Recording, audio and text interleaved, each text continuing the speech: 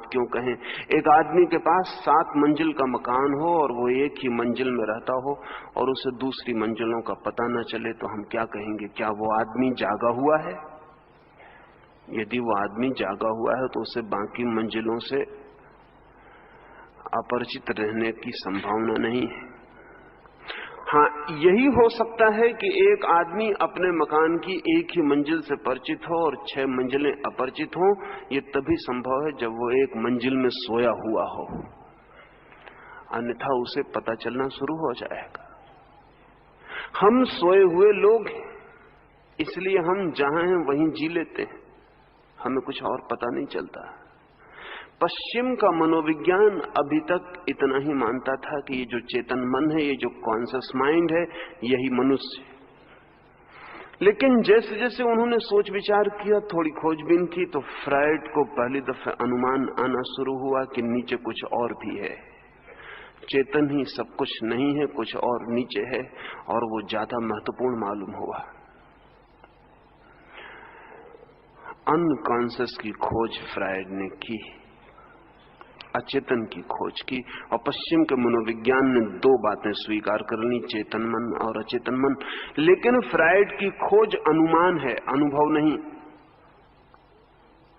अनुभव साधना के बिना नहीं हो सकता। हम अपनी मंजिल में रहते हुए हमें कभी कभी शक हो सकता है, नीचे भी कुछ आवाज आती है, पता नहीं नीचे भी कुछ हो। कभी कभी नीचे से धुआं आ जाता है, कभी कभी नीचे से आग की लपटें आ जाती हैं और हमें लगता है कि नीचे भी जरूर कुछ होना चाहिए। लेकिन ये अनुमान है, रहते हम अपने ही मंजिल में हैं, हम नीचे उतर के नहीं गए, ये अनुभव नहीं है। फ्रायड ने पश्चिम में जिस अनकॉन्शियस की बात की है वो फ्रायड का अनुभव नहीं है, इन्फेरेंस है, अनुमान है। इसलिए पश्चिम का मनोविज्ञान अभी भी योग नहीं बन पाया। मनोविज्ञान उस दिन योग बन जाएगा जिस दिन अनुमान अनुभव बनता है। और मजे की बात है कि फ्रायड जैसा खोजी आदमी जो कहता है कि नीचे कुछ और भी है मनुष्य के, जिसका मनुष्य को पता नहीं, वो भी उस नीचे के मन से उसी तरह प्रभावित होता है जैसे वे लोग प्रभावित होते हैं जिन्हें पता नहीं। अनुमान से कोई बहुत फर्क नहीं पड़ सकता। फ्रायड को उसी तरह क्रोध पकड़ लेता है जैसे उन लोगों को पकड़ता हो जिन्हें अचेतन का कोई पता नहीं है। फ्रायड को उसी तरह से चिंताएं पकड़ती हैं जैसे उनको पकड़ती हैं जिन्हें अचेतन का कोई पता नहीं है। अचेतन का जो काम है वो फ्रायड के ऊपर उसी भांति जारी है जिस भांति उन पर जारी है जिन्हें अचेतन का कोई ख्याल नहीं है। अनुमान है, लेकिन अनुमान भी बड़ी बात है। फिर फ्रायड के एक सहयोगी ने काम करते करते अनकॉन्शियस के नीचे का भी अनुमान कर लिया। गुस्ताव जुंग ने कलेक्टिव अनकॉन्शियस का भी अनुमान कर लिया कि वो जो अचेतन मन है उसके नीचे भी कुछ चीजें मालूम पड़ती हैं, वहीं सब खत्म नहीं हो जाता। लेकिन वो भी अनुमान ही है, अनुभव नहीं है। योग अनुभव की यात्रा है, योग स्पेकुलेटिव नहीं है, योग सिर्फ विचार नहीं है, योग अनुभूति है। ये जो 3 मंजिलें नीचे फैली हैं और 3 मंजिलें ऊपर फैली हैं, इनका हमें तब तक पता नहीं चलेगा जब तक हम अपनी मंजिल में सोए हुए। इसलिए पहले हम अपने सोए हुए होने के तथ्य को ठीक से समझ लें तो जागने की यात्रा शुरू हो सकती है। क्या आपने कभी ये ख्याल किया कि आप एक सोए हुए आदमी हैं? शायद नहीं ख्याल किया होगा, क्योंकि सोए हुए आदमी को इतना भी पता चल जाए कि मैं सोया हुआ हूं तो जागने की शुरुआत हो जाती। असल में इतनी बात का पता भी चलना कि मैं सोया हुआ हूं जागने की खबर है। नींद में यह भी पता नहीं चलता कि मैं सोया हुआ हूं, यह भी पता जागने में ही चल सकता है। पागल को यह भी पता नहीं चलता कि मैं पागल हूं, यह भी गैर पागल को ही पता चल सकता है। नींद में आपने कभी नहीं जाना कि आप सोए हैं, जाग के आपको पता लगता है कि अरे मैं सोया हुआ था। सोए हुए होने का अनुभव भी जागने का अनुभव है, नींद का अनुभव नहीं है। इसलिए मैं आशा नहीं करता कि आपको पता चला होगा कि आप सोए हुए हैं। लेकिन जो जाग गए हैं वो कहते हैं कि आप सोए हुए हैं। थोड़ी सी बातें की जा सकती हैं जिनसे शायद आपको ख्याल आ जाए। एक आदमी है, क्रोध करता है, गालियां बकता है, सांझ को क्षमा मांगने आता है और कहता है माफ करें, जो मैं नहीं कहना चाहता था वो कह गया। इन स्पाइट ऑफ मी, वो कहता है मेरे बावजूद मैं नहीं चाहता था और बातें हो गई, माफ करें। क्या उस आदमी से पूछा जा सकता है कि तुम यदि नहीं चाहते थे तो बातें कैसे हो गई? क्या तुम जागे हुए थे या सोए हुए थे? क्या आपने क्रोध करके हर बार यह अनुभव नहीं किया है कि कुछ जो नहीं करना था वो आपने कर लिया? अगर ऐसा अनुभव किया है तो इसका मतलब है कि जो किया गया वो नींद में किया गया होगा, अन्यथा ये बात उसी वक्त पता चल सकती थी कि जो नहीं करना है वो हम कर रहे हैं। स्वामी आनंद एक रात मेरे साथ रुके थे, तो उन्होंने एक संस्मरण मुझे सुनाया। उन्होंने कहा गांधी जी के बिल्कुल प्राथमिक जीवन का। हिंदुस्तान आए हुए थे और किसी सभा में उन्होंने अंग्रेजों के लिए अपशब्द बोले, गालियां दी। स्वामी आनंद ने उन्होंने जो बोला था उसको पत्रों में रिपोर्ट की, अखबारों में खबर भेजी, लेकिन स्वामी आनंद ने वे शब्द निकाल दिए जो गांधी जी ने उपयोग किए थे। कठोर थे, कटु थे, विषाक्त थे, गालियां थीं, अपशब्द थे, वो अलग कर दिए। और फिर दूसरे दिन स्वामी आनंद गांधी जी के पास वो रिपोर्ट लेके गए और उन्होंने कहा कि मैंने उतनी चीजें अलग कर दी। तो गांधी जी ने उनकी पीठ ठोंकी और कहा कि बहुत ठीक किया जो अलग कर दिया, क्योंकि जो मुझे नहीं कहना चाहिए था वो मैंने कह दिया। स्वामी आनंद मुझसे बोले कि गांधी जी ने मेरी पीठ ठोंकी और कहा कि तुम ठीक पत्रकार हो। मैंने स्वामी आनंद से कहा कि आपने गांधी जी के अहंकार की तृप्ति की, उन्होंने आपके अहंकार की तृप्ति कर दी, एक दूसरे की पीठ ठोक दी।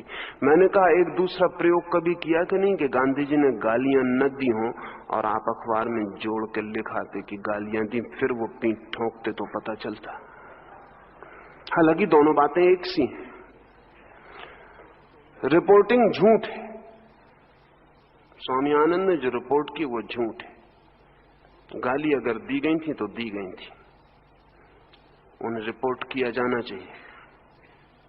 लेकिन गांधी जी ने कहा कि अच्छा किया तुमने वो निकाल दिया, क्योंकि जो मुझे नहीं कहना चाहिए था वो मैंने कहा था। अगर जो नहीं कहना चाहिए था वो कहा था तो गांधी जी उस वक्त होश में थे या बेहोश थे? हम पश्चाताप इसीलिए करते हैं कि हम बेहोशी में कुछ कर जाते हैं और जब थोड़ा सा होश का क्षण आता है तो पछताते हैं। होश से जीने वाले आदमी की जिंदगी में पश्चाताप नहीं होता, रिपेंटेंस नहीं होता, क्योंकि वो जो कर रहा है पूरी तरह जान के कर रहा है। पश्चाताप का कोई कारण नहीं है। क्या आपकी जिंदगी में ऐसे रोज मौके नहीं है जब आप पछताते हैं? अगर पछताते हैं तो समझ लेना कि आप सोए हुए आदमी हैं। जो आप करते हैं क्या उसके करने का पूरा कारण आपके होश में होता है? आप किसी के प्रेम में पड़ जाते, अंग्रेजी में अच्छा शब्द है भी, हम कहते हैं कि फॉलिंग इन लव शब्द उपयोग करते हैं। फॉलिंग शब्द उपयोग करते हैं प्रेम में गिर जाना। प्रेम में उठ जाना होना चाहिए, राइजिंग इन लव, लेकिन प्रेम में लोग गिरते हैं।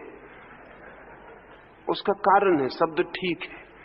शब्द इसलिए ठीक है कि प्रेम करीब करीब हम सोई हुई हालत में गिरते हैं, मूर्छित हो जाते हैं। इसलिए अक्सर प्रेमी कहते हैं कि ये प्रेम मैंने किया नहीं, हो गया। हो गया का क्या मतलब है? नींद में चीजें नींद में होती हैं, जागने में की जाती हैं। आपने प्रेम किया है या हो गया है? अगर हो गया है तो आप बेहोश आदमी हैं, सोए हुए आदमी हैं। आपका प्रेम आपका नहीं है, किसी अचेतन मार्ग से आया है। जब आप क्रोध करते हैं तो आप करते हैं या हो जाता है? अगर करते हैं तब तो ठीक, लेकिन अगर हो जाता है तो आप फिर जागे हुए आदमी नहीं हैं, सोए हुए आदमी हैं। हम जो भी कर रहे हैं उसके हम करता हैं या वो सब हमारे ऊपर घटित हो रहा है? एक पंखे की बटन हम दबाते हैं, पंखा चलता है। अगर पंखा दूसरे पंखों से कहता होगा तो वो ये नहीं कह सकता कि मैं चलता हूं, वो इतना ही कह सकता है कि चलना मुझ पर घटित होता है।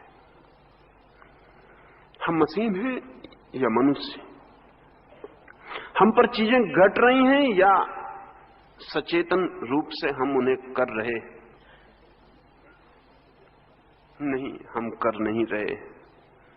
यही हमारा प्रमाद है। बुद्ध साधक अवस्था के पहले एक गांव से गुजरते थे। रास्ते पर थे, किसी भिक्षु से बात करते थे और एक मक्खी उनके गले पर आके बैठ गई। बातचीत जारी रखी और मक्खी को उड़ा दिया, जैसा हम सब ने उड़ाया होता है। बातचीत जारी रखी, मक्खी को उड़ा दिया, फिर ठहर गए, फिर आंख बंद कर ली। मक्खी तो उड़ गई थी। वो जो भिक्षु साथ था बहुत हैरान हुआ और उस जगह हाथ ले गए जहां मक्खी बैठी थी, अब नहीं थी, और मक्खी को फिर से उड़ाया। उस मक्खी को जो नहीं थी, उस भिक्षु ने पूछा, आप ये क्या कर रहे हैं? मक्खी अब नहीं। बुद्ध ने कहा कि नहीं, अब मैं उस तरह उड़ा रहा हूं जैसा मुझे उड़ाना चाहिए था। मैंने बेहोशी में मक्खी उड़ा दी। मैं तुमसे बात करता रहा और हाथ ने यंत्रवत मक्खी को उड़ा दिया। मैं पूरे होश में न था, मक्खी के साथ दुर्व्यवहार हो गए। उड़ा दिया तब मुझे पता चला कि मैंने उड़ा दिया है। जब मैं उड़ा रहा था तब मुझे पता ही नहीं था कि मैं उड़ा रहा हूं। तो बुद्ध ने कहा, अब मैं उस तरह उड़ा रहा हूं जैसे मुझे उड़ाना चाहिए था, होश पूर्वक, कॉन्शियसली। हम सब सोए हुए लोग हैं। हम जो भी कर रहे हैं वो सोए हुए कर रहे हैं। प्रेम, घृणा, दोस्ती, दुश्मनी, क्रोध, क्षमा, प्रायश्चित, सब सोया हुआ हो रहा है। अगर हम अपनी जिंदगी का पूरा हिसाब लगाएं तो वो हमें सपने जैसी मालूम पड़ेगी, जिंदगी जैसी नहीं मालूम पड़ेगी। अगर आप लौट के पीछे की तरफ देखें, जितनी जिंदगी आपकी गुजर गई है, तो वो ऐसी नहीं लगेगी कि जिए आप, वो ऐसी लगेगी जैसे आपको जिया गया। You have been lived. कुछ आपके ऊपर से गुजरता गया है, एक फिल्म की तरह आपके ऊपर से कोई चीज गुजरती गई है। इस अवस्था का नाम प्रमाद है, मैन एस्लीप। रात की नींद की बात नहीं कर रहा हूं, दिन की नींद की बात कर रहा हूं, जो हम जागे हुए भी सोए हुए हैं। 24 घंटे हम सोए हुए हैं। कभी कभी किसी खतरे के क्षण में थोड़ी देर को जागरण आता है, अन्यथा नहीं। अगर मैं एक छोरा अचानक आपकी छाती पर रख दूं तो एक क्षण को आप जाग जाएंगे। उस क्षण में आप सोए हुए नहीं होंगे, क्योंकि इमरजेंसी, संकट का क्षण होगा। उस वक्त सोए रहना खतरनाक है। अगर अचानक कोई छाती पर छुरा रख दे तो एक क्षण को कोई चीज आपके भीतर जो सोई थी एकदम जागेगी। तब आप भी न रह जाएंगे, छुरा रखने वाला भी न रह जाएगा, सिर्फ चेतना रह जाएगी जो छुरे के रखने को जान रही। लेकिन ये ज्यादा देर नहीं चलेगा, ये बहुत मोमेंटरी, बहुत क्षणिक होगा। तत्काल भय पकड़ लेगा, भागने लगेंगे, सब खो जाएगा, फिर आप सो जाएंगे। कभी किसी खतरे के क्षण में एक आध क्षण को हम जागते हैं। अगर आम आदमी की जिंदगी में जागने के क्षणों का हिसाब लगाया जाए तो 80 वर्ष की उम्र में 8 क्षण भी खोजना कठिन है जब वो जागा हुआ हो। इसलिए हमारे मन में खतरे की भी एक इच्छा पैदा होती है। खतरे में भी थोड़ा रस आने लगता है, क्योंकि खतरे में हम जागते हैं। खतरे की एक अपनी सेंसिटिविटी है। एक आदमी जुए पर दांव लगा देता है, लाख रुपए लगा दिए उसने। अब एक क्षण को वो जागेगा जब तक तय नहीं हो जाता कि हार गया कि जीत गया, क्योंकि इतना संकट का क्षण है कि उसकी श्वास रुक जाएगी, उसकी चेतना ठहर जाएगी। अब वो प्रतीक्षा करेगा कि क्या हो रहा है। ये इतने संकट का क्षण है कि वो सो नहीं सकता। शायद आपको पता ना हो कि जुए का आकर्षण जागने के रस से ही आता है, खतरे का आकर्षण जागने के रस से ही आता है। हम हजार तरह के खतरे चुनते हैं, हजार तरह के जुए चुनते हैं, जिनमें हम क्षण भर को जाग पाते हैं। लेकिन वो इतनी क्षणिक है घटना कि हम जाग भी नहीं पाते कि फिर सो जाते हैं और फिर नींद शुरू हो जाती है। इन आकस्मिक उपायों से कोई कभी पूरी तरह जाग नहीं सकता। लेकिन आपको समझाने के लिए मैं कह रहा हूं कि आपको ये प्रमाद की सोई हुई अवस्था ख्याल में आ जाए। अगर आपको ये स्मरण आ जाए कि आप सोए हुए आदमी हैं और ऐसे काम कर रहे हैं जो नहीं करना चाहते, इस तरह जी रहे हैं जैसा नहीं जीना चाहते, इस तरह उठ रहे हैं बैठ रहे हैं जैसे नहीं उठना बैठना चाहते, इस तरह के आदमी बनते जा रहे हैं जिस तरह के नहीं बनना चाहते। मार्क ट्वेन ने अपने एक संस्मरण में लिखा है कि मैं एक कहानी लिख रहा था और कहानी में मैंने तय किया था कि कौन कौन सा पात्र क्या क्या काम करेगा, लेकिन जब कहानी पूरी हुई तो मैंने देखा पात्रों ने वो काम तो किया ही नहीं, पात्रों ने तो दूसरा काम कर डाला है। तब मार्क ट्वेन ने लिखा कि ऐसा लगता है कि मेरे द्वारा पात्र जन्मे जरूर, लेकिन धीरे धीरे वो स्वतंत्र हो गए और कुछ ऐसे काम करने लगे जो कि मैं नहीं चाहता था। नायक से जो करवाना चाहता था वो न करके वो कुछ और करने लगा। अब नायक कहानी का क्या करेगा, कुछ और नहीं। मार्क ट्वेन समझ नहीं पा रहा। असल में मार्क ट्वेन ने जिस वक्त चाहा था कि पात्र ये करें, वो मार्क ट्वेन ही सोया हुआ है, इसलिए पात्र वही कैसे करेंगे। फिर दूसरा सोया हुआ मार्क ट्वेन कुछ और करवा लेगा, तीसरा कुछ और करवा लेगा। इसलिए कहानी लेखक जो सोच के कहानी शुरू करता है वही कहानी कभी पूरी नहीं होती, कहानी कहीं और पूरी होती। कवि जहां से कविता शुरू करता है, कविता वहीं पूरी नहीं होती, कविता कहीं और पूरी होती। क्योंकि कॉन्शियस आर्ट तो पैदा ही नहीं हुआ। जिसको सचेतन कला कहें वो अभी पैदा नहीं हो पाई, जिसको ऑब्जेक्टिव आर्ट कहें वो अभी पैदा नहीं हो पाया। अभी तो सोए हुए आदमी कविताएं लिखते हैं तो कुछ शुरू करते हैं, कुछ हो जाता है। सोए हुए आदमी चित्र बनाते हैं, कुछ बनाना चाहते हैं, कुछ बन जाता है। सोए हुए आदमी कहानियां लिखते हैं, कुछ लिखना चाहते हैं, कुछ लिख जाता है।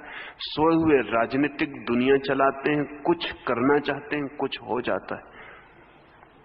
सोए हुए आदमी के साथ भरोसा नहीं है। लेकिन कहानी की बात छोड़ दें, जिंदगी में जो आप बनना चाहते थे वो बन पाए? शायद ही दुनिया में एक आध आदमी मिले जो कहे कि मैं वही बन गया जो बनना चाहता था। सब आदमी कुछ बनना चाहते हैं। पहली तो बात यह भी साफ नहीं होता कि क्या बनना चाहते हैं, क्योंकि नींद में कैसे साफ हो सकता, पता ही नहीं चलता। एक धीमी सी सोई सी आकांक्षा होती है कि मैं ये बनना चाहता हूं, लेकिन कभी बहुत साफ नहीं होता कि क्या बनना चाहता हूं। हालांकि ये जरूर पता लगता रहता है कि मैं वो नहीं बन पा रहा हूं जो मैं बनना चाहता था। और जब जिंदगी अंत होती है तो शायद ही कोई आदमी ये कह सके कि मैं वही बन के जा रहा हूं जो मैं बनना चाहता था। नहीं, सब आदमी कहीं और पहुंच जाते हैं जहां वे कभी नहीं पहुंचना चाहते थे, और बन जाते हैं जो वे कभी नहीं बनना चाहते थे। जिंदगी कुछ और ही होती है जो कभी नहीं चाहा था उन्होंने की हो। अगर आपको ऐसा लगे तो समझना कि आप सोए हुए आदमी। मरते वक्त लगे तो फिर बहुत उपाय न रह जाएगा, अभी लगे तो कुछ उपाय हो सकता है। मरते वक्त सभी को लगता है कि जिंदगी बेकार गई, जो होना चाहते थे वो नहीं हो पाए। हालांकि मरता हुआ आदमी भी साफ साफ नहीं कह सकता कि क्या होना चाहते थे, लेकिन इतना जरूर उसे लगता है कि कुछ चूक गया, कहीं समथिंग मिसिंग, कुछ खो गया। आपको भी लग रहा होगा, जिसमें भी थोड़ी बुद्धि है उसे लगता है कि कोई चीज मिस हो रही, खो रही, कोई चीज नहीं हो पा रही। वही फ्रस्ट्रेशन है, वही दुख है, वही पीड़ा है, वही चिंता है। आदमी की परेशानी यही है कि प्रेम से वो जो पाना चाहता है वो पाता है कि वो नहीं मिल पाया। प्रेम में जो करना चाहता है पाता है कि वो कर ही नहीं पाया। आप तय करके जाते हैं किसी मित्र के घर के, ये बातें करूंगा, जब आप पहुंचते हैं तो आप पाते हैं आप कुछ और बातें कर रहे हैं। पति घर लौटता है और तय करके लौटता है कि आज पत्नी से झगड़ा नहीं करना है। सब बातें तय करके लौटता है कि इस तरह व्यवहार करना है, ये कहना है, इस तरह प्रेम प्रकट करना है। पत्नी दिन भर में तय करके रखती कि कल वाली सांझ फिर से न दौड़ जाए, ये नहीं करना है जो कल किया है। लेकिन फिर अचानक वो जब दोनों सामने आमने आते हैं तो पता चलता है कल की सांझ फिर वापस लौट आई। जो तय किया था वो खो जाता है, जो नहीं तय किया था वो फिर हो जाता है। ये आदमी सोया हुआ आदमी है कि जागा हुआ आदमी है? नहीं, ये हमारी सोई हुई अवस्था है। महावीर ने इसे प्रमाद कहा है। प्रमाद अर्थात सोए हुए होना। यदि ये स्मरण आ जाए कि मैं सोया हुआ हूं तो खोज शुरू हो सकती है। इसलिए अप्रमाद का पहला सूत्र है इस बात की समझ कि मैं सोया हुआ हूं। To be aware of one's sleep. वो जो नींद है उसका पहला होश। और समझ लें कि जिस दिन आपको ये पता चल जाए कि आप सोए हुए हैं, सुबह करीब है। क्योंकि ये पता तभी चल सकता है जब नींद टूटने लगे। नींद को तोड़ने का पहला सूत्र है नींद को ठीक से पहचान लेना। ये आपसे पहला सूत्र कहता हूं कि आप सोए हुए आदमी हैं, इसे ठीक से समझ लेना। चाहे आप दुकान करते हो तो सोए हुए करते हैं, और चाहे मंदिर जाते हो तो सोए हुए जाते हैं। चाहे मित्रता करते हो तो सोए हुए, चाहे शत्रुता करते हो तो सोए हुए। नींद हमारी 24 घंटे की स्थिति। दूसरी बात, अब इस सोए हुए होने का अनुभव हो जाए, पता चल जाए, और धार्मिक आदमी की शुरुआत इसी बात से होती है कि मैं प्रमादी हूं, इसका उसे अनुभव हो जाए। नहीं, लेकिन कुछ प्रमादी धर्म को भी नींद में साधते रहते हैं, मालाएं फेरते रहते हैं और झपकी लेते रहते हैं, मंदिर में बैठे रहते हैं और झपकी लेते रहते हैं, व्रत करते रहते हैं और सोए रहते हैं। जैसे वे दुकान करते हैं वैसे व्रत भी कर लेते हैं। सोए सोए सब चलता रहता है। धर्म भी सोए सोए हो जाता है। धर्म सोए सोए नहीं हो सकता। सोए सोए सिर्फ अधर्म हो सकता है। इसलिए धर्म के नाम पर भी अधर्म ही होता है। सोया हुआ आदमी धर्म के नाम पर भी अधर्म ही करता है। वो धर्म कर ही नहीं सकता, वो असंभव है। सोए हुए आदमी से धर्म का कोई संबंध नहीं हो सकता। नींद धर्म में नहीं ले जा सकती, नींद अधर्म में ही ले जाती। स्मरण आ जाए कि मैं सोया हुआ हूं तो क्या किया जाए। पहला सूत्र सोए हुए होने का स्मरण।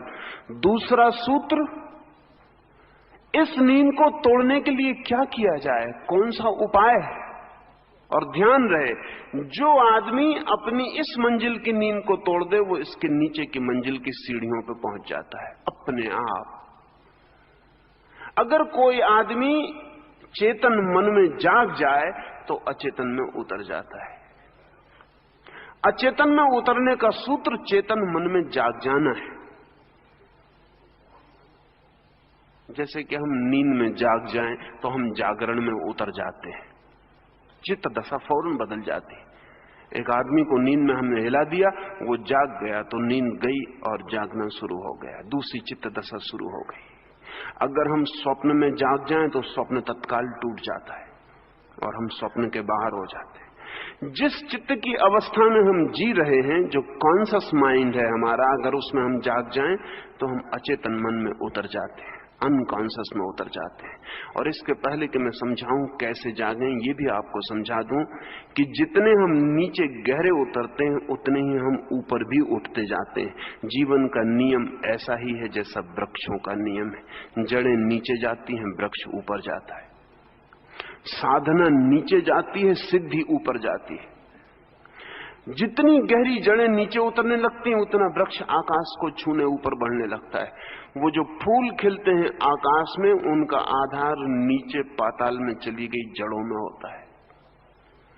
अगर वृक्ष को ऊपर बढ़ना है तो उसे नीचे बढ़ना पड़ता है, उल्टा लगेगा। ऊपर बढ़ने के लिए नीचे बढ़ना पड़ता है। साधना सदा नीचे ले जाएगी गहराइयों में, और सिद्धि सदा ऊपर उपलब्ध होगी ऊंचाइयों में।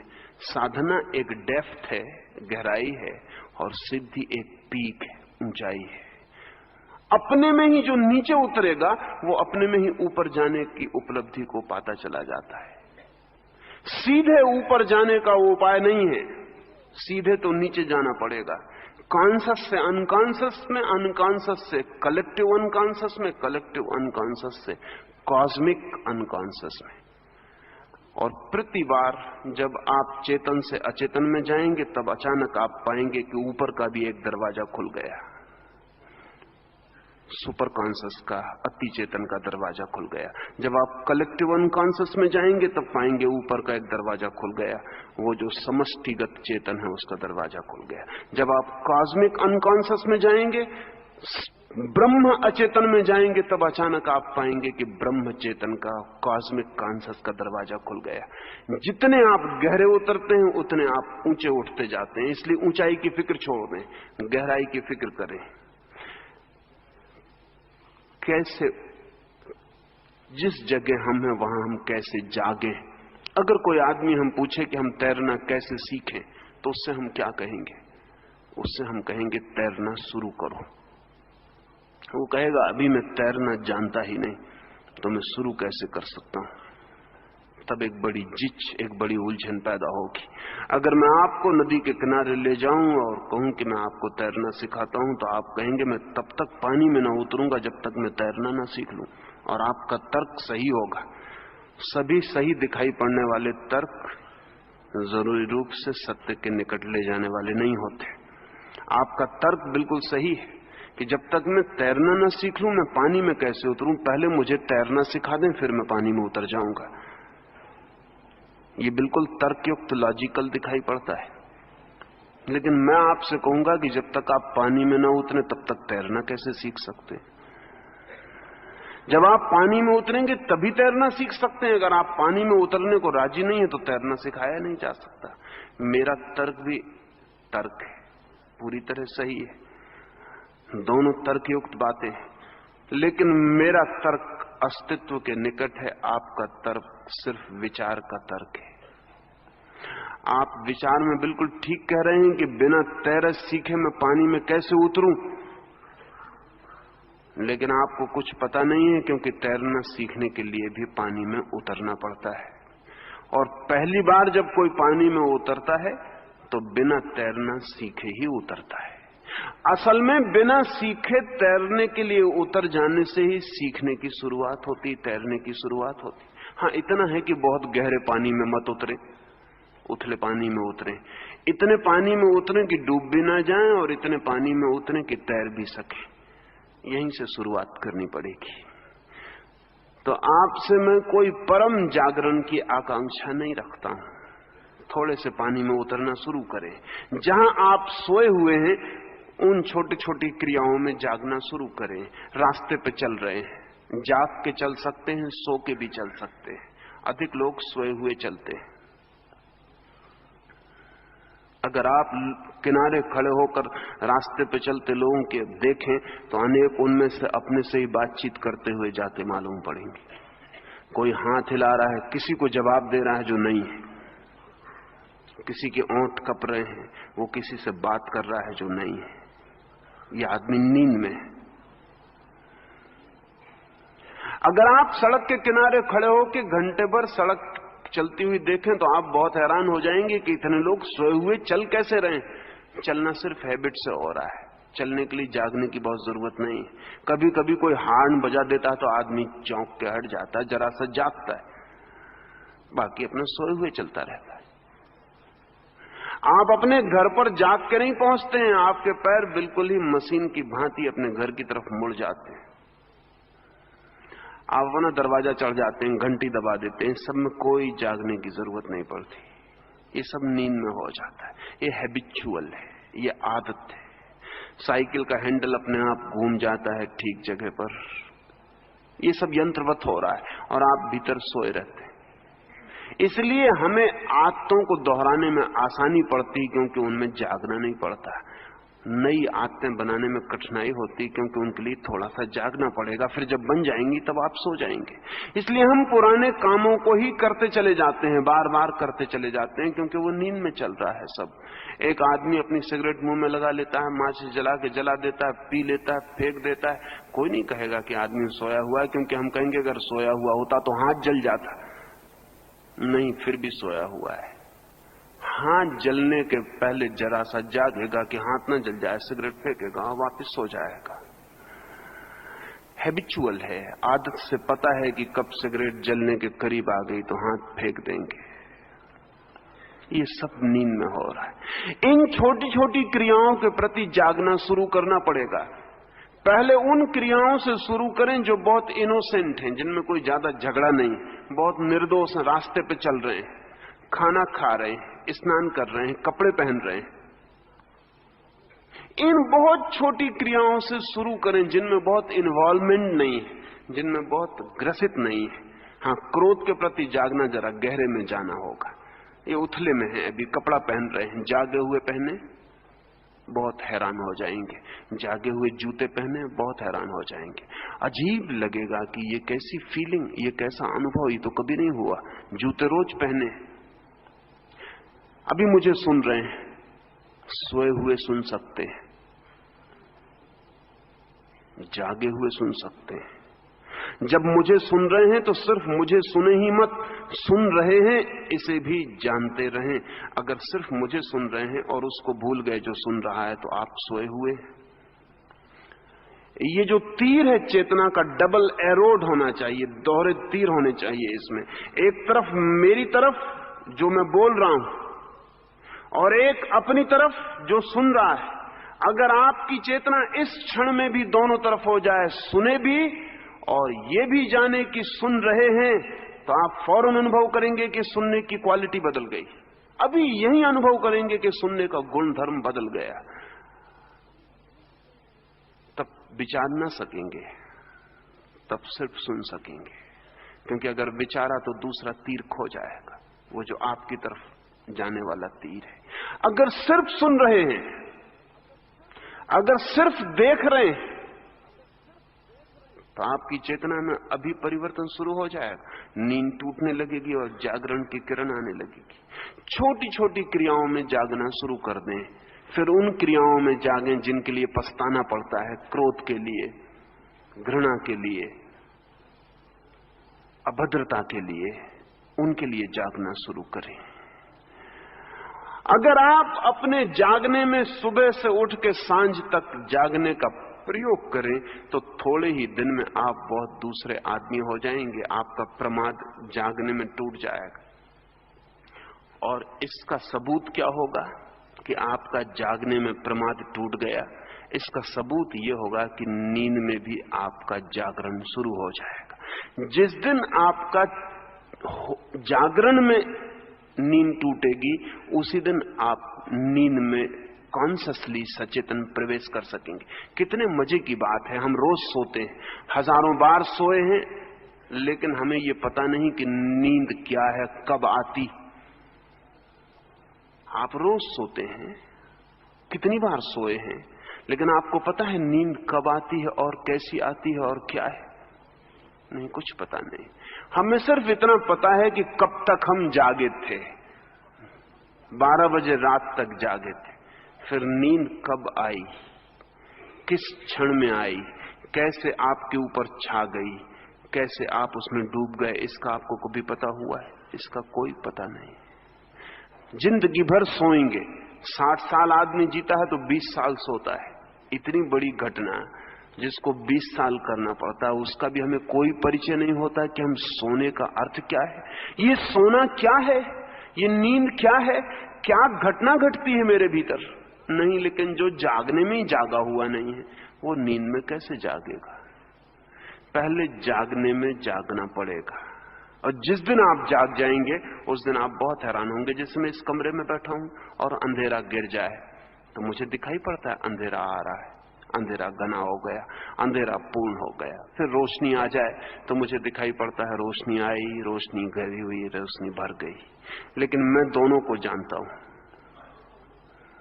ना तो आप जानते हैं कि कब आप सोए, कैसे नींद का अंधेरा आपके ऊपर गिरा और कैसे आप नींद में डूब गए। ना आप जानते हैं सुबह नींद कैसे हटी, कैसे समाप्त हुई, कैसे विदा हो गई। जिस दिन आप जागरण की घड़ियों में जाग जाएंगे और जागने की क्रियाएं जाग के करने लगेंगे, खाना होश पूर्वक खाएंगे, कपड़े होश पूर्वक पहनेंगे, रास्ते पर होश पूर्वक चलेंगे। महावीर से किसी ने पूछा कि हम क्या करें, तो महावीर ने कहा कि क्या करने की उतनी फिक्र मत करो, जो करते हो उसे होश पूर्वक करो। क्रोध होश पूर्वक करके देखें, लेकिन बहुत कठिनाई होगी, जरा गहरे में है बात। तो फिर एक उपाय करें, एक्टिंग करें किसी दिन क्रोध की, तब आप उसमें आसानी से जाग सकेंगे। आज घर जाके तय करके जाएं कि टूट पड़ना है किसी के ऊपर, बिल्कुल एक्टिंग अकारण,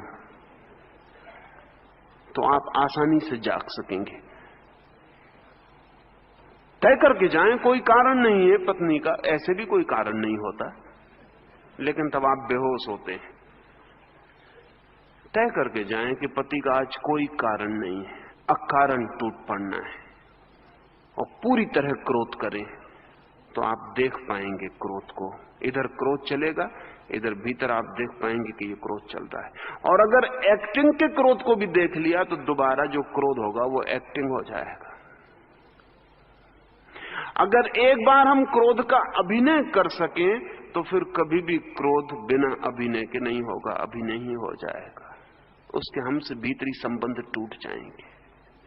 तो जो चीजें गहरी हैं उनको एक्टिंग से शुरू करें, जो चीजें गहरी हैं उनको होश पूर्वक अभिनय करें, तो उनमें आप जाग सकेंगे।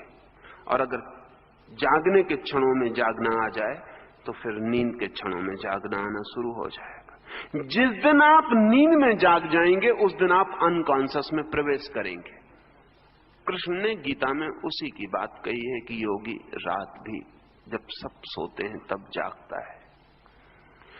वो दूसरा चरण है। नींद में अगर आप जाग गए तो आप बहुत हैरान हो जाएंगे, इतने हैरान होंगे कि आपकी पूरी जिंदगी बदल जाएगी। अगर आप रात में नींद में जागे हुए सो सके, जो कि एक मिरेकल है, एक बहुत अद्भुत चमत्कारपूर्ण घटना है। जिस दिन आप सोए और जागे एक साथ, भीतर जागे और बाहर सोए रहे, उस दिन सुबह आप इतने ताजे उठेंगे जैसी ताजगी का आपको कभी भी पता नहीं। उस ताजगी का शरीर से कोई संबंध नहीं, उस ताजगी का बहुत गहरे में आत्मा से संबंध हो जाता है। जिस दिन आप जागे हुए सो सकेंगे उस दिन आपके स्वप्न तिरोहित होने लगेंगे, क्योंकि आप स्वप्नों के प्रति जाग जाएंगे। ऐसा नहीं कि बाद में पता चलेगा कि मुझे स्वप्न आया। जब स्वप्न आ रहा है तभी आप जानेंगे कि स्वप्न आ रहा है। जैसा मैंने आपसे कहा कि चेतन मन की क्रियाओं के प्रति जागें तो अचेतन मन में प्रवेश हो जाएगा, फिर अचेतन मन की क्रियाओं के प्रति जागें तो समष्टि अचेतन, कलेक्टिव अनकॉन्शियस में प्रवेश हो जाएगा। अचेतन मन की क्रिया है स्वप्न। स्वप्न के प्रति जब जागेंगे तो आप अचानक पाएंगे कि एक दरवाजा नीचे और खुल गया। वो कलेक्टिव अनकॉन्शियस का दरवाजा है। वो मेरा अचेतन नहीं है, हम सबका अचेतन है। उस समष्टिगत अचेतन की अपनी क्रियाएं हैं जिनको धर्मों ने बड़ा महत्व दिया है, बड़े अनुभव हैं। उस अचेतन मन के बड़े गहरे अनुभव हैं जिनको जुंग ने आर्कटाइप कहा है, जिसको उसने कहा धर्म प्रतीक।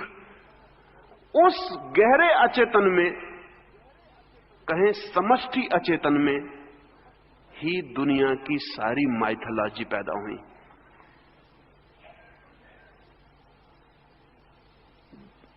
सृष्टि का जन्म, प्रलय की संभावना, परमात्मा के रूप,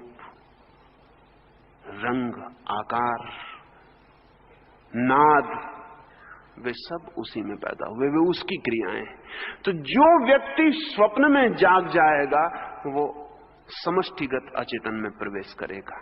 और समष्टिगत अचेतन की अपनी क्रियाएं हैं जिनको लोग धार्मिक अनुभव कहते हैं। वे भी धार्मिक अनुभव नहीं है, वे भी मानसिक अनुभव हैं समष्टिगत अचेतन के। रंगों के विस्तार, प्रकाशों का उद्भव, अभूतपूर्व सुगंधें, अभूतपूर्व ध्वनियां, वे सब वहां पैदा होंगी। सृष्टि के जन्म और मरण को भी वहां देखा जा सकता है। उस क्षण को भी देखा जा सकता है जब पृथ्वी पैदा हुई, और उस क्षण को भी देखा जा सकता है जब पृथ्वी अस्त हो जाएगी। वहीं से दुनिया की सारी मिथ ऑफ क्रिएशन पैदा हुई। इसलिए बड़े मजे की बात है कि दुनिया की सृष्टि के जितने भी सिद्धांत पैदा हुए वे सब समान हैं, एक से, चाहे ईसाई हो, चाहे मुसलमान हो, चाहे हिंदू हो, इससे बहुत फर्क नहीं पड़ा, शब्दों के फर्क पड़े। उसी क्षण में उस चेतना की उस अवस्था में ही बहुत सी बातें जानी गई जो सारी दुनिया में समान है। जैसे सारी दुनिया में एक ख्याल है कि कभी कोई एक महाप्रलय आया, ईसाइयों को भी ख्याल है कि कभी कोई एक महाप्रलय आया, हिंदुओं को भी ख्याल है कि कभी कोई एक महाप्रलय हुआ, सारे जगत के आदिवासियों के पास भी जो कथाएं हैं उनको भी ख्याल है कभी कोई महाप्रलय हुआ। और बड़े मजे की बात है कि इन सब के बीच कोई कम्युनिकेशन नहीं रहा, इनके बीच कोई संवाद नहीं रहा। ये संवाद तो अभी पैदा हुआ है, लेकिन इनकी कथाएं तो हजारों लाखों साल पुरानी हैं। जब ये एक दूसरे से बिल्कुल असंबंधित थे तब भी इनकी कथाएं एक हैं। क्या मामला है? एक ही मामला है, इनका जो कलेक्टिव अनकॉन्शियस है वो एक है, हम सबका। इसलिए बहुत गहरे में हम सब एक हैं। इसलिए जो चीजें बहुत गहरे से संबंधित है उसमें बहुत फर्क नहीं पड़ता। जैसे नृत्य कलेक्टिव अनकॉन्शियस से पैदा होता है, इसलिए नृत्य को समझने के लिए दूसरे की भाषा जाननी जरूरी नहीं है। एक अंग्रेज नाचता हो तो एक चीनी समझ सकता है, अंग्रेजी समझना जरूरी नहीं है। एक हिंदू नाचता हो तो मुसलमान समझ सकता है।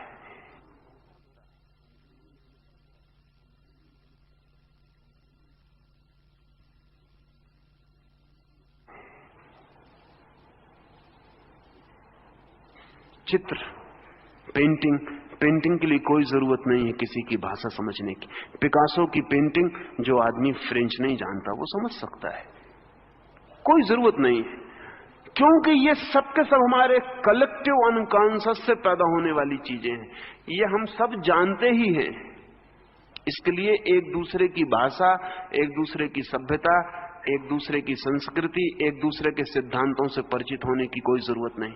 इसलिए दुनिया के सारे धर्मों के जो प्रतीक हैं वो सब समान है। कई बार तो इतनी हैरानी की समानता है कि कहना मुश्किल है। जैसे ओम की ध्वनि है, वो कलेक्टिव अनकॉन्शियस से पैदा होती, इसलिए ओम की ध्वनि सारी दुनिया के धर्मों में है। थोड़े बहुत हेर फेर हैं, वो समझने के हेर फेर है।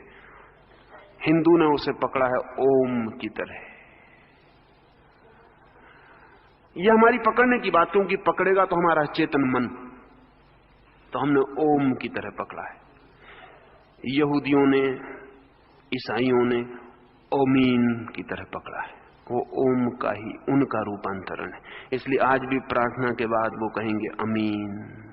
वो ओमीन, ओम, ओमीन उससे निर्मित हुआ है। अंग्रेजी के शब्द हैं ओमनी साइंट, ओमनी प्रेजेंट, वो सब ओम से बने हुए, लेकिन वो निकले हैं बहुत गहरे से, वो संस्कृत से नहीं गए हैं। जैसा कि संस्कृत के ज्ञाताओं को ख्याल होता है कि दुनिया की सारी भाषाएं संस्कृत से पैदा हो गई, ऐसा नहीं है। दुनिया की भाषाओं में जो समानता है वो कलेक्टिव अनकॉन्शियस की समानता है। दुनिया की भाषाएं किसी एक भाषा से पैदा नहीं हो गई।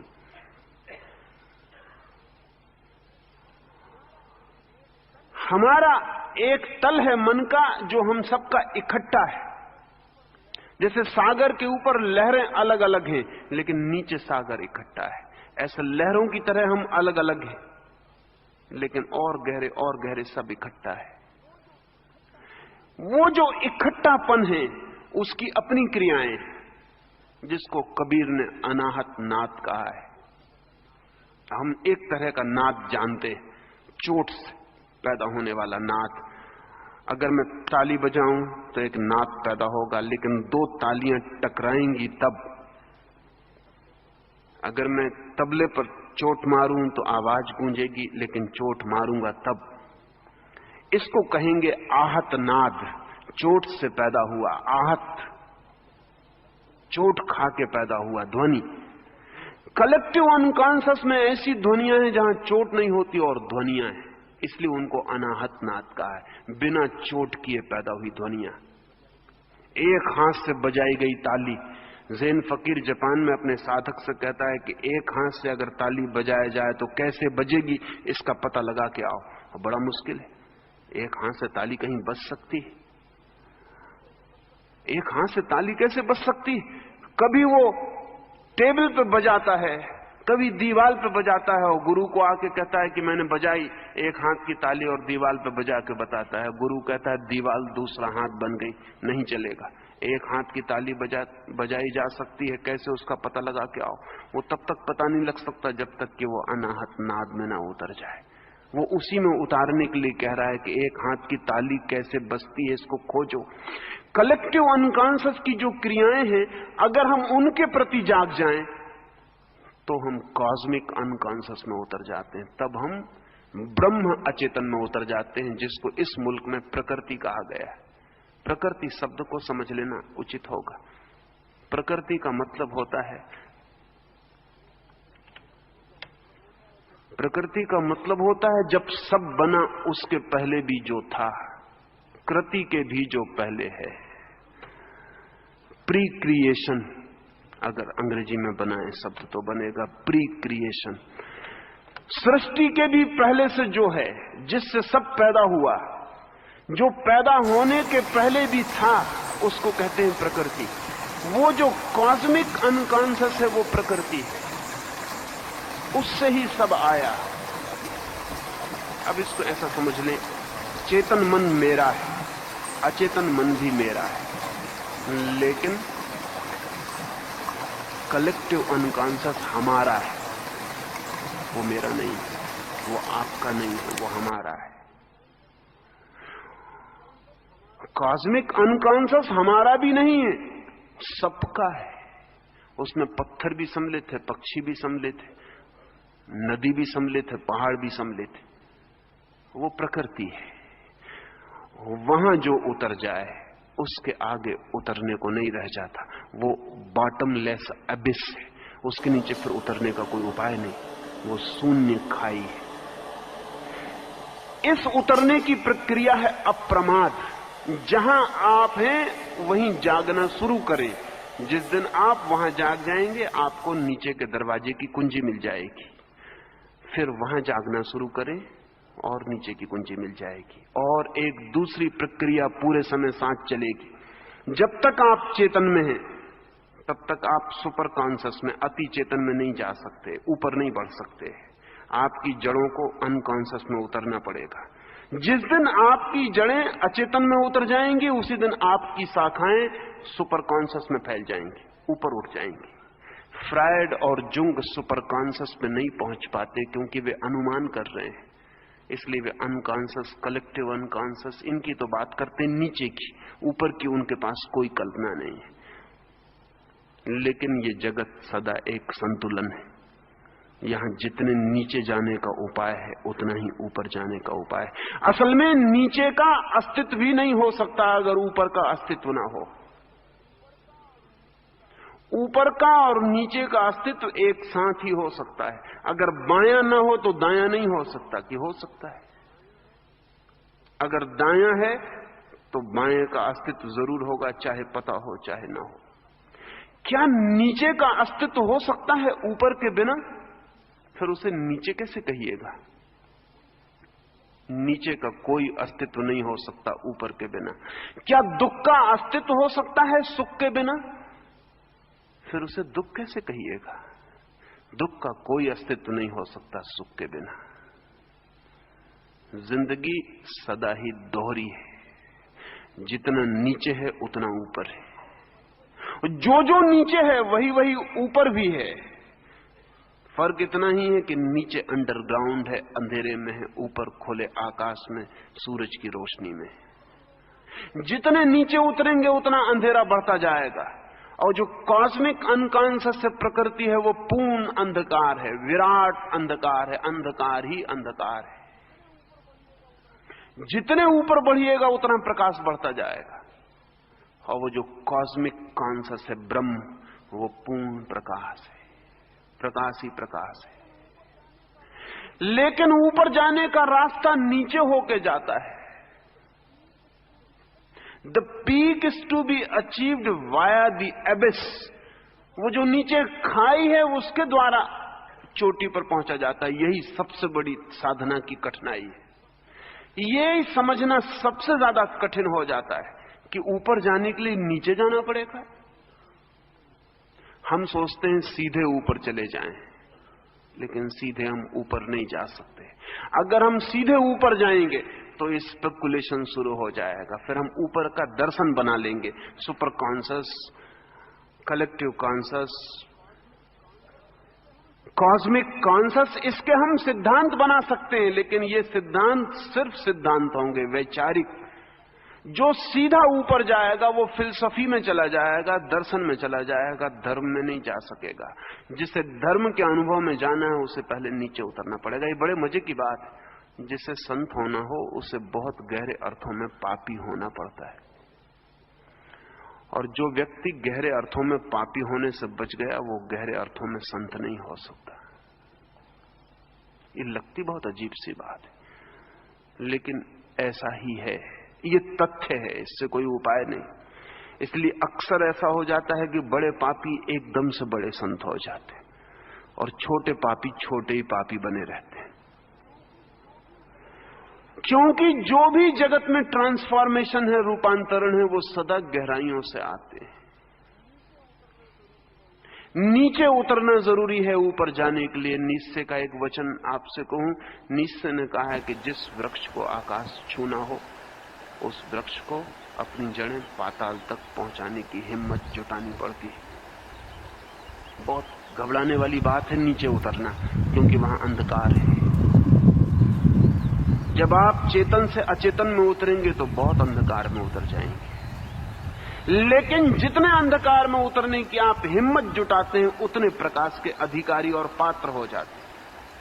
पात्रता आती है अंधेरे में उतरने से, साहस आता है अंधेरे में उतरने से, योग्यता आती है अंधेरे में उतरने से। इसलिए ऊपर की फिक्र छोड़ दें, नीचे की फिक्र करें, और एक एक कदम पर प्रमाद को तोड़ते चले जाएं। कहां से शुरू करेंगे? शुरू सदा वहीं से करना पड़ता है जहां आप हैं। आप जिस मंजिल में, उस मंजिल का नाम चेतन। उस चेतन मंजिल की क्रियाओं को आप प्रमाद छोड़कर करना शुरू कर दें। बुद्ध के पास आनंद वर्षों तक रहा। एक दिन उसने पूछा कि बड़ी मुसीबत मालूम पड़ती है, कभी कभी रात मुझे नींद नहीं आती तो मैं आपको देखता रहता हूं। आप जिस करवट सोते हैं उसी करवट सोए रहते हैं, हाथ भी नहीं हिलाते, पैर भी नहीं बदलते। जिस आसन में, जिस व्यवस्था में सांझ सिर रखते हैं वैसा ही रात भर रखे रहते हैं। हैरानी होती है, मुझे तो बहुत करवट बदलनी पड़ती, मुझे तो बहुत हाथ पैर हिलाना पड़ता है। बुद्ध ने कहा तुझे पता रहता है कि तू हाथ पैर हिला रहा, करवट बदल रहा? आनंद ने कहा कुछ पता नहीं रहता, सुबह पता चलता है कि जैसा सोया था वैसा नहीं सोया हूं, सिर कहीं था कहीं पहुंच गया। नींद में कैसे पता चल सकता है? बुद्ध ने कहा मैं जानता हुआ सोता हूं, मैं जानता हुआ ही सोया रहता हूं। जहां हाथ रखा था वहीं हाथ रहता है जब तक मैं ना हटाऊं। हाथ अपने से हट जाए तो मेरी मालकियत गई, फिर मैं मालिक ना रहा। तो आनंद ने कहा क्या आप रात में भी जागे हुए सोते हैं? बुद्ध ने कहा कि निश्चित ही, चूंकि मैं दिन में जागा हुआ जागता हूं इसलिए रात में जागा हुआ सोने का अधिकारी हो गया। जब तक आप दिन में सोए हुए जागेंगे तब तक तो संभावना नहीं है कि आप जागे हुए सो सके। जब जागने में सोए रहते हैं तब सोने में तो सोए ही रहेंगे। जागने में जागना शुरू करना पड़ेगा, वहीं से प्रमाद तोड़े। महावीर अपने भिक्षुओं को निरंतर कहते थे विवेक से उठो, विवेक से चलो, विवेक से बैठो। इसका मतलब क्या था? शायद अनेक उनके साधु यही समझते हैं कि विवेक से उठने का मतलब, विवेक से बैठने का मतलब जो महावीर के साधुओं ने समझा है वो महावीर का ख्याल नहीं है। महावीर के साधु समझते हैं विवेक से चलो, इसका मतलब है कि किसी की बिछाए हुए बिस्तर पे पैर मत रखना, किसी के बिछाए हुए गलीचे पे मत चलना, सूखी जमीन में चलना, गीली जमीन में मत चलना। विवेक से खाओ तो साधु महावीर का हजारों साल से समझ रहा है कि ये खाना और ये मत खाना। विवेक का मतलब लोगों ने समझा है डिस्क्रिमिनेशन। विवेक का ये मतलब नहीं है महावीर का। महावीर का विवेक से मतलब है होश। महावीर का विवेक से मतलब है अवेयरनेस, डिस्क्रिमिनेशन नहीं। क्योंकि जहां अवेयरनेस है वहां तो डिस्क्रिमिनेशन अपने आप आ जाता है छाया की तरह। लेकिन जहां डिस्क्रिमिनेशन है वहां अवेयरनेस नहीं आने की जरूरत है, कोई जरूरत नहीं। महावीर कहते हैं विवेक से चलो, उसका मतलब है जानते हुए चलो, होश से चलो कि तुम चल रहे हो। अब इस होश में ये सब आ जाएगा, जो गलत है वो नहीं होगा, क्योंकि होश पूर्वक किसी ने कभी कोई गलत काम नहीं किया, कर नहीं सकता। होश पूर्वक जो भी किया जाता है वो सदा ठीक है। होश पूर्वक पुण्य ही किया जा सकता है, होश पूर्वक पाप नहीं किया जा सकता। इसलिए महावीर जब कहते हैं होश पूर्वक खाओ, तो उसका मतलब ये नहीं कि ये खाओ और ये मत खाओ। उसका मतलब है होश पूर्वक खाओ, खाने की क्रिया होश पूर्वक हो। उसमें ये तो आ ही जाता है कि क्या छोड़ो क्या न छोड़ो, वो छूट ही जाएगा। उसे छोड़ने के लिए अलग से नियम, अलग से व्यवस्था बनाने की जरूरत नहीं है। और जो आदमी अलग से नियम बनाता है वो बता रहा है कि उसका होश अभी नहीं जगा। मैं जाके कसम खाता हूं मंदिर में कि मैं दरवाजे से ही निकलूंगा, कभी दीवार से नहीं निकलूंगा। तो लोग कहेंगे आप अंधे तो नहीं हैं, क्योंकि ये कसम सिर्फ अंधे ही खा सकते हैं। और ध्यान रहे, अंधा कितनी ही कसम खाए कभी न कभी दीवार से टकराएगा ही। अंधे के बस के बाहर है कसम को पूरा करना। और आंख वाला आदमी कभी कसम नहीं खाता कि मैं दरवाजे से निकलूंगा, दीवार से ना निकलूंगा। आंख वाला आदमी दरवाजे से निकलता है और दीवार से नहीं निकलता है, क्योंकि आंख होने का मतलब यह है कि वो बताती है कि दीवार से सिर्फ फूट जाएगा और दरवाजे से रास्ता है, दीवार से रास्ता नहीं है। जो विवेक से जीता है वो गलत को नहीं करता, गलत को नहीं करने की कसम कभी नहीं खाता। और जो आदमी गलत को ना करने की कसम खाता हो, जान लेना कि उसे अभी विवेक का कोई पता नहीं चला, वो अंधा आदमी। व्रत सिर्फ अंधे लेते हैं, आंख वाले लोग व्रत नहीं लेते। आंख वाले लोग जिस ढंग से जीते हैं वो व्रत है, व्रत लिया नहीं जाता। लेकिन हम सब मंदिरों में व्रत ले रहे हैं, हम कस्में खा रहे हैं कि मैं 1 साल ऐसा करूंगा, ऐसा नहीं खाऊंगा, ऐसा नहीं पीऊंगा। इसका मतलब यह है कि आपका चित्त तो पीना चाहता है, आपका चित्त तो खाना चाहता है। उस चित्त को रोकने के लिए आप उल्टी कसम खा रहे हैं, मंदिर में खा रहे हैं जिसमें भगवान का थोड़ा डर रहे, लोगों के सामने खा रहे हैं कि लोग जरा देखते रहें कि तुमने कहा था कि सिगरेट नहीं पिएंगे, अब तुम पी रहे हो। साधु के सामने कसम खा रहे हैं कि जरा भय रहे कि साधु को वचन दिया है तो पूरा करें। लेकिन एक बात पक्की है कि सिगरेट पीने की इच्छा भीतर मौजूद है, वो आदमी होश में नहीं है, इसलिए वो कसम खा रहा है। कसम किसके खिलाफ खाई जाती है? अपने खिलाफ। और अपने खिलाफ खाई गई कसमों को पालना बहुत मुश्किल है, और अगर पाल भी ली जाए तो उनसे कोई हित नहीं है, सिर्फ डेडनिंग, सिर्फ व्यक्तित्व की संवेदना क्षीण होती है और कुछ भी नहीं होता। नहीं, महावीर जब कहते हैं विवेक से चलो तो उसका मतलब है चलने की क्रिया होश पूर्वक हो, अप्रमादी हो, प्रमाद में ना हो, मूर्छित ना हो। पैर उठे तो जानो कि उठा, जमीन पे गिरे तो जानो कि गिरा, सिर घूमे तो जानो कि घूमा, बैठ रहे हो तो जानो कि बैठ रहे हो। कोई भी क्रिया बेहोशी में न हो जाए। इसलिए महावीर से जब किसी ने पूछा कि आप साधु किसको कहते हैं, तो महावीर ने ये नहीं कहा कि जो मुंह पे पट्टी बांधता है उसको मैं साधु कहता हूं। अगर महावीर ऐसा कहते तो 2 कौड़ी के आदमी हो जाते। मुंह पट्टी की जितनी कीमत है उतनी ही कीमत होती। महावीर ने ऐसा नहीं कहा कि जो नंगा रहता है उसको मैं साधु कहता हूं। अगर वो ऐसा कहते तो बड़े नासमझ सिद्ध होते, और जो जानने वाले थे वो अनादि अनंत समय तक उन पे हंसते।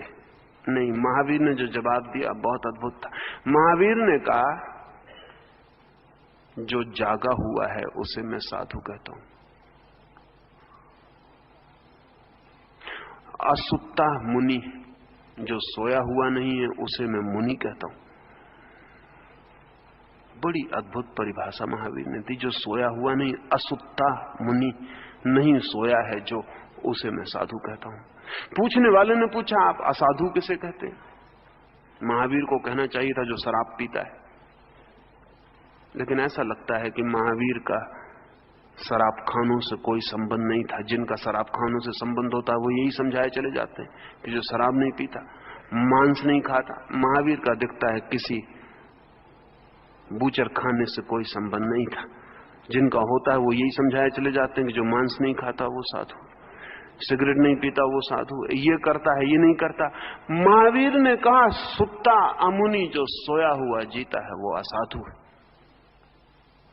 बड़ी हिम्मत की, बड़ी गहरी, बड़ी समझ की बात है। सिर्फ एक छोटे से सूत्र पर सब कुछ निर्भर होता है। आप जाग कर जी रहे हैं या सोकर जी रहे हैं। अगर आप जाग के जी रहे हैं, आपकी जिंदगी में साधुता उतर आएगी। अगर आप सो के जी रहे हैं, आपकी जिंदगी में असाधुता के सिवाय और कुछ भी नहीं हो सकता। आप सोए सोए भी साधु बन सकते हैं, वो बना हुआ साधु होगा। और बने हुए साधु असाधुओं से भी बदतर हालत में हो जाते, क्योंकि उनको ये भ्रम पैदा हो जाता है कि वो साधु है। और जब असाधु को ये भ्रम पैदा हो जाए कि वो साधु है, तब जन्म जन्म लग जाएंगे इस भ्रम से छूटने में। अप्रमाद साधना का सूत्र है। अप्रमाद साधना है। 4 दिन जो बात मैंने आपसे की, अहिंसा वो परिणाम है, हिंसा स्थिति है, अपरिग्रह वो परिणाम है, परिग्रह स्थिति है, अचौर्य वो परिणाम है, चौर्य चोरी स्थिति है, अकाम वो परिणाम है, काम वासना कामना स्थिति है।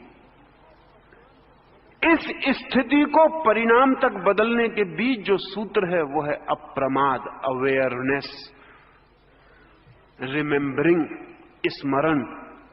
प्रत्येक क्रिया स्मरण पूर्वक हो और प्रत्येक क्रिया होश पूर्वक हो। और एक भी क्रिया ऐसी ना हो जो कि बेहोशी में हो रही, तो बस आपकी धर्म यात्रा शुरू हो जाती, आप नीचे उतरने लगेंगे। और सूत्र वही रहेगा, जब नीचे के दूसरे खंड में पहुंचेंगे तब उसकी क्रियाओं के प्रति फिर अप्रमाद। जब उसकी पूरी क्रियाओं के प्रति जाग जाएंगे तो और नीचे पहुंचेंगे, उसके प्रति अप्रमाद। और जितने नीचे पहुंचेंगे उतने ऊपर पहुंचते चले जाएंगे। जिस दिन कोई अपने पाताल की आखिरी परत को छू लेता है, उसी दिन अपनी आत्मा की आखिरी अमृत की परत उसे उपलब्ध हो जाती है। जाएं पाताल में ताकि पहुंच सके मोक्ष में, उतरे गहरे ताकि छू सके ऊंचाई को, छुएं नरक को ताकि उपलब्ध हो सके स्वर्ग। जाएं अंधकार में गहरे और गहरे ताकि प्रकाश को पाने की पात्रता मिल सके।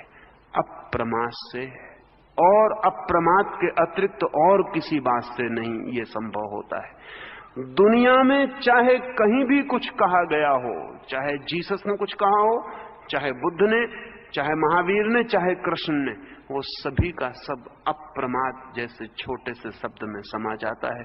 कृष्ण कहते हैं नींद में भी जागो, जीसस कहते हैं जागे रहो क्योंकि पता नहीं वो कब आ जाए। ऐसा ना हो कि तुम सोए रहो और वो आए परमात्मा और तुम्हें सोया पाए और लौट जाए। जागो और प्रतीक्षा करो। Be aware and awaiting. Jesus की सारी बातचीत इसी सूत्र पर घूमती है कि जागो और प्रतीक्षा करो। और महावीर का पूरी जिंदगी का प्रवचन एक ही बात को बार बार दोहराता है, होश पूर्वक, विवेक पूर्वक, अप्रमाद से जियो, मूर्छा नहीं। 2-3 सूत्र और अपनी बात में पूरी करूं। पहला सूत्र, ठीक से समझ लेना कि आप सोए हुए हैं। समझाने की कोशिश मत करना अपने को कि मैं सोया हुआ नहीं हूं। जस्टिफाई मत करना अपने को कि मैं सोया हुआ नहीं हूं। मन कहेगा कि मैं और सोया हुआ, दूसरे सोए हुए होंगे, मैं जागा हुआ आदमी हूं। मैं और सोया हुआ, शास्त्र पढ़ता हूं, सोए हुए कैसे पढ़ सकता हूं? आत्मा परमात्मा है ऐसा जानता हूं, सोए हुए कैसे जान सकता हूं? नहीं, मैं सोया हुआ नहीं, दूसरे सोए हुए। सोया हुआ आदमी सदा दूसरों को सोया हुआ टाल के अपने को जागा हुआ मान लेता है। ये नींद को बचाने का उपाय है, इस सेफ्टी मेजर है नींद का। और नींद के अपने उपाय हैं बचने के। ध्यान रखना, नींद टूटने से बचना चाहती है। नींद सब तरह का इंतजाम करती है कि टूट ना जाए। अगर आप रात भूखे सो गए हैं तो नींद अपने को बचाने के लिए भोजन देती आपको सपने में। अगर सपने में भोजन न मिले तो नींद टूट जाएगी। तो नींद इंतजाम करती है कि भोजन ले लो, झूठा सही, क्योंकि नींद झूठी चीजें दे सकती है, नींद सच्ची चीजें नहीं दे सकती। भूखे आदमी को सपने में निमंत्रण दिलवा देती नींद के, सम्राट के घर आज भोज है और आपको निमंत्रण मिला है। और जो उस आदमी ने जिंदगी में कभी नहीं खाया वो नींद उसके सामने रख देती। ये नींद अपने को बचा रही है।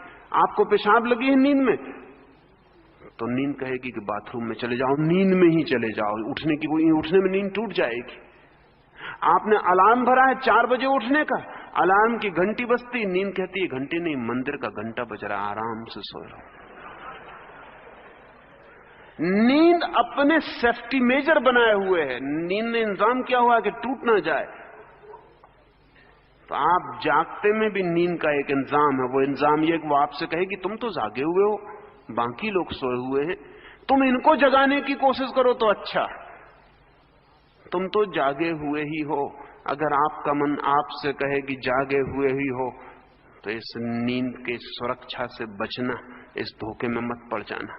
एक, जिस दिन पता चल जाए कि मैं सोया हुआ हूं, एहसास हो जाए, और कल की कोई जरूरत नहीं, अभी यही एहसास हो सकता है कि सोए हुए हैं, तो फिर जागने का उपाय शुरू करना, छोटी छोटी क्रियाओं में जागना, और जो गहरी क्रियाएं हैं उनका अभिनय करके जागने की कोशिश करना। अगर संकल्प पूर्वक नींद की तरकीबों से बचते हुए जागने की प्रयास किया जाए तो जो महावीर को संभव हुआ, जो बुद्ध को संभव हुआ, वो आपको भी संभव हो सकता है। पोटेंशियली बीज रूप से आपकी वही संभावना है जो किसी की भी है। आप भी वही हो सकते हैं जो जगत में कोई भी कभी हुआ है। तो जागने की कोशिश करना, और जागने की कोशिश जब गहरी हो जाए तो रुक मत जाना, अन्यथा दूसरे चरण पर नींद पकड़ लेगी, दूसरे मंजिल में रह जाएंगे। फिर वहां जागने की कोशिश करना। लंबी है ये यात्रा, असंभव नहीं। कठिन है ये यात्रा, असंभव नहीं। जो करता है वो कर ही पाता है। और नीचे नीचे उतरते जाना, ऊपर की फिक्र छोड़ देना, ऊपर के फल अपने से आने लगेंगे। जितने आप नीचे उतरेंगे उतने ऊपर फूल खिलने लगेंगे, उनकी सुगंध, उनका प्रकाश, उसका आनंद झरने लगेगा। जैसे जैसे नीचे जाएंगे वैसे वैसे ऊपर जाने लगेंगे। और जिस दिन कोई व्यक्ति अपनी गहराई से गहराई को छू लेता है, द अल्टीमेट डेप्थ, जिस दिन परम गहराई को छू लेता है उसी दिन परम ऊंचाई को छू लेता है। और जिस दिन दोनों छू लेता है उस दिन गहराई और ऊंचाई एक हो जाती हैं, दो नहीं रह जाती। उस दिन सब एक हो जाता है। 7 मंजिल का ये मकान जिस दिन पूरा जान लिया जाता है उस दिन एक हो जाता है। उस दिन फिर इसमें 7 मंजिलें भी नहीं रह जाती, सब बीच के पर्दे गिर जाते हैं, दीवारें हट जाती और एक भवन रह जाता है। उस एक का अनुभव ही परमात्मा का अनुभव है। उस एक का अनुभव ही मोक्ष का अनुभव है। उस एक का अनुभव ही अद्वैत का अनुभव है। उस एक का अनुभव ही समाधि का अनुभव है। इन 5 दिनों में ये थोड़ी सी बातें मैंने आपसे कही, इसलिए नहीं कि मुझे कहने में कुछ मजा आता है, इसलिए नहीं कि आपको सुनने में थोड़ा मनोरंजन हो, बल्कि इसलिए कि शायद कहीं चोट लग जाए, वीणा का कोई तार आपके भीतर कब जाए और कोई यात्रा शुरू हो जाए। अंत में परमात्मा से प्रार्थना करता हूं कि आप अपने को बिना जाने समाप्त ना हो जाएं। आपकी जानने की, आपकी खोजने की, स्वयं से पूरी तरह परिचित होने की यात्रा शुरू हो। लेकिन अकेली परमात्मा से की गई प्रार्थना का कोई अर्थ नहीं हो सकता। आपसे भी प्रार्थना करता हूं कि परमात्मा को थोड़ा सहयोग दें कि आपकी यात्रा पूरी हो सके। मेरी बातों को इतनी शांति और प्रेम से सुना, उससे बहुत अनुग्रहित हूं। और अंत में सबके भीतर बैठे प्रभु को प्रणाम करता हूं। मेरे प्रणाम स्वीकार करें।